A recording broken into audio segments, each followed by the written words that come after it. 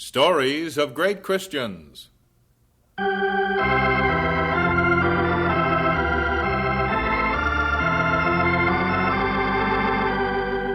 We're bringing you transcribed from the radio studios of the Moody Bible Institute in Chicago, Chapter 3, in Beautiful Upon the Mountains, the story of John and Isobel Kuhn.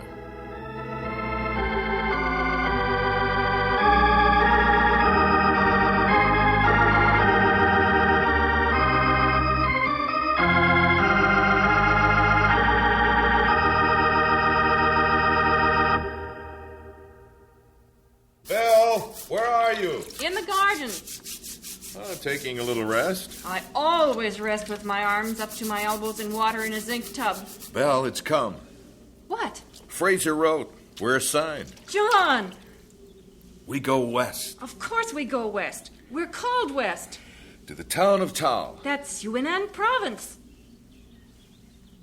Right in the middle of it. I knew he would. I didn't know. It isn't Lisu yet either. But at least he's got us off in the right direction. Here, read what he says. Continued language study. That sounds like Fraser. Guiding hand to the new young missionaries. He trusts you, John? He calls us seasoned missionaries. Well, he'd better admit it. You've been in China 2.5 years. I know the language. We're learning the language. Well, this is it. What we've been waiting for. We're assigned a spot. Looks like I'll be doing some traveling on survey trips. Potential new fields. You'll stay there in Tal at the headquarters as a kind of hostess. I never thought of being a hostess. It'll be something new. West to Yunnan. How do we go? Most of the way by horseback. Then we climb. There'll be a mountain chair for you. For a way. Some of the way we'll walk. Belle, do you realize? At last, we're going west to Yunnan. West to the Lisus.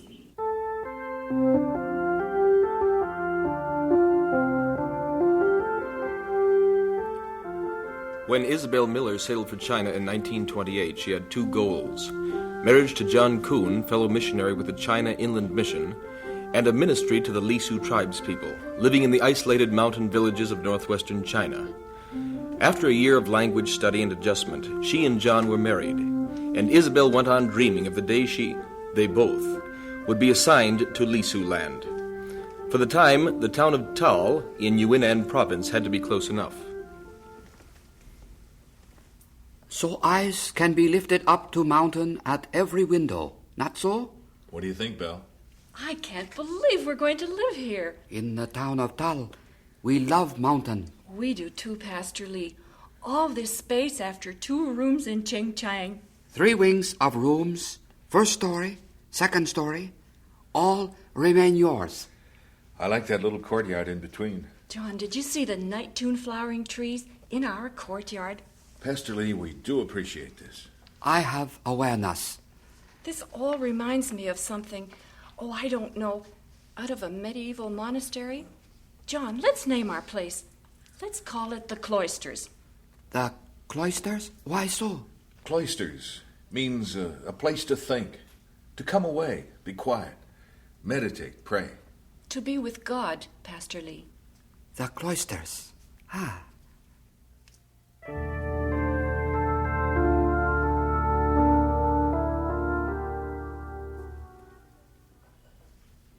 Supper's ready, John. You look tired, Belle. Please put your book up, John. You don't have to go on studying even at meals. I am tired. I feel under pressure, Belle, all the time. There's so much to do. I've sat down, made out schedules, but I still feel as if I'm swamped. I know. This house is like Grand Central Station for the whole Yunnan province. At least for all the missionaries in Yunnan. I never knew the language students would take up so much time just getting their meals. Meals are nothing compared to drilling verbs into a non-verbal guy like Ernie. Well, just put your book up for one meal. Have some, can you stand it, more rice? Let's talk about our trip west to Baowan. I've been wanting to, Belle. I don't think you should go. Of course I'll go. The Jones couple can do this evangelistic campaigning without you. They invited me. It's a 10-day ride to Baowan. I don't think you should try it. 10 days closer to the Lisu.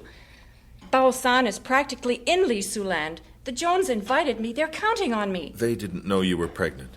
Don't be so protective, John. Next time you're in the marketplace, look around at all the pregnant women who have ridden down the mountain on mules that morning. They haven't ridden 14 days. I'm going to Baowan. They need me. You need me. Belle, you are a very stubborn woman. You're as bad. You've been talking about this since we got invited out to Baowan. I tell you, I'm going. I don't want you to. It's no fun living with an immovable object. What? But sometimes an immovable object meets an irresistible force. And then what happens? Do you know what happens then, John?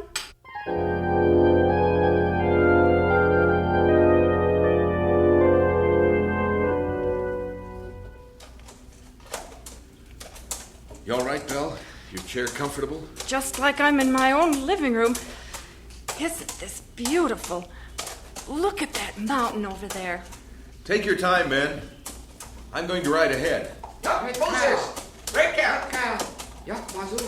Look down there, Belle. Where? Left, past the big crag. Valley of Yungping. We'll sleep there tonight. Yungping, eternal peace. Yungping, eternal peace.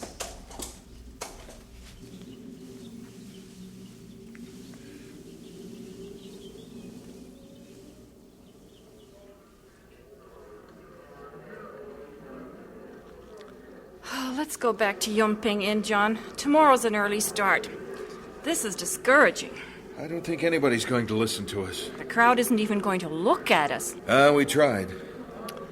I'd rather have a street meeting in the Chicago slums. I've met friendlier people on Skid Row. It isn't us. There's just been no preparation. They're mostly Muslims, you see. I suppose someday the mission will feel it ought to send somebody out to settle on this plain. Someday, I suppose. It must be open for Christ, someday. What an awful assignment. Except it is lovely here. The Valley of Yungping has a kind of dramatic beauty, don't you think? All those mountains massed up against the moon. No, it just makes me more thankful for our people in Tal. Maybe Mr. Fraser will send good old Will out here. If he weren't good old Will, he wouldn't get the Joyce assignments. Maybe that's God's way. Maybe there have to be some good old Wills. Here's our inn. We'll get a good night's sleep and get an early start. Hope the porters are ready. Tomorrow, west, on to Baowan. That much closer to the Lisus.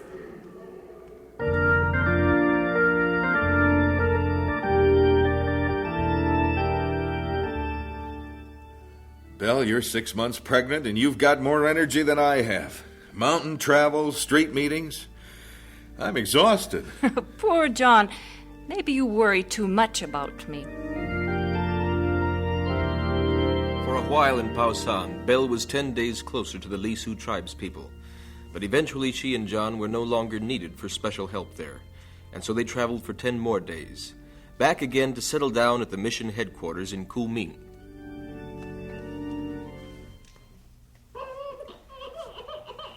Young Moose, Miss Ling? it is my pleasure to present Nos, Young Moose. You are father now of small cook rice to eat one. My sorrow, may the next be small boy who go to school.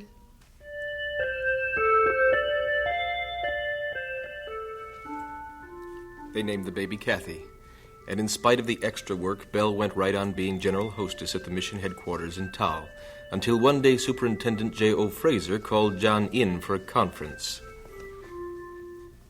I rather sense, John, that you feel I've made your new assignment arbitrarily. Only thing I feel, J.O., is that I don't want to go to Yungping. I assure you I've given this considerable thought and prayer. You and Isobel are ideally suited for this kind of pioneering work. Moving with a year-old baby isn't going to be easy.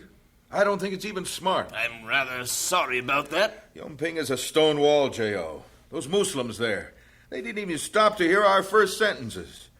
Belle played her guitar and they walked right on by us. Does Isobel feel as strongly as you do? I don't know. She likes the setting. I know that.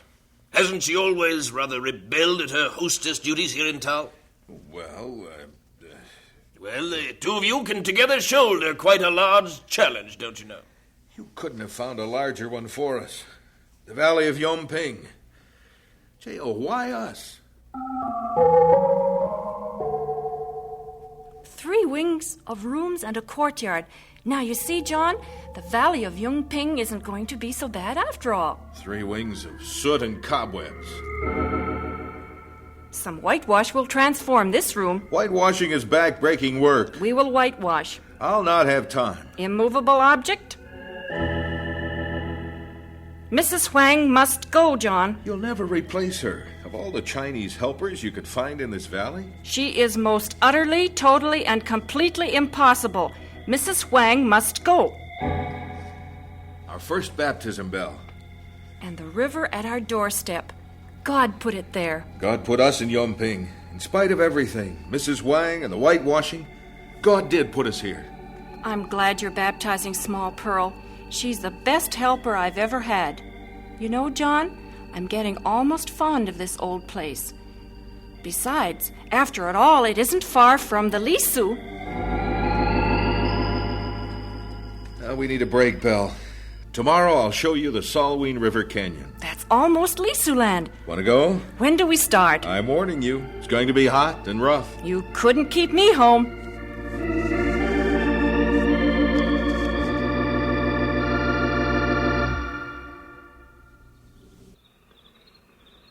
Oh, I didn't know it would be so lovely, John. Look at the moon on the river down there. Almost makes me homesick for Washington. Mountains look just like the Olympic range. Storybook land. John, look. On the side of the mountain. Looks like, falling stars almost. There are fires. There's a village over there, Belle. A Lisu village. Belle, that's Lisu land. God has brought us this far. This close. He'll take us the rest of the way. Someday. Somehow.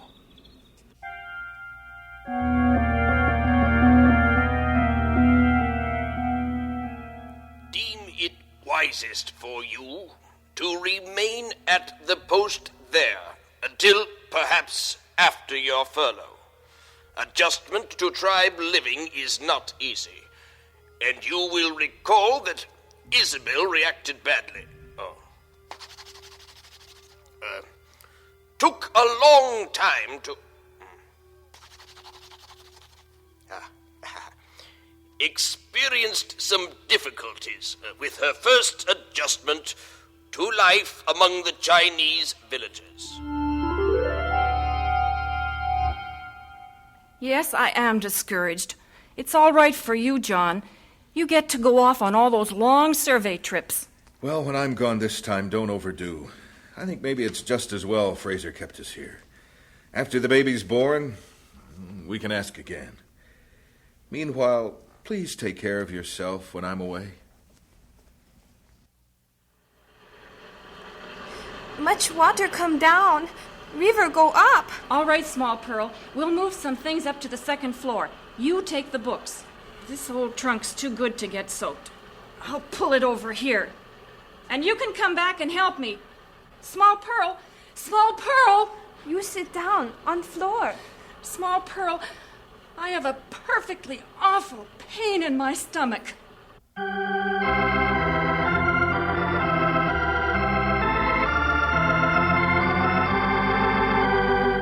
And so we conclude Chapter 3 of Beautiful Upon the Mountains, the transcribed story of John and Isobel Kuhn.